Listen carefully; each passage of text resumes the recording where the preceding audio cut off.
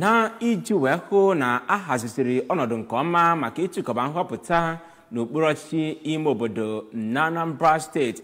Ya bụ amụma iwu ga-enye nke a nkwado bụ nke agụsigoro nke ugbo atọ ya ma nabata site n'aka ụlọ ọgbakọ omebe iwu nke steeti a.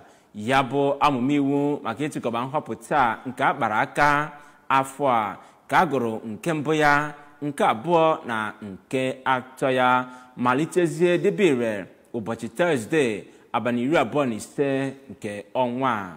Ka Emmanuel Chigbata kọchapụrụ gị akụkọ a.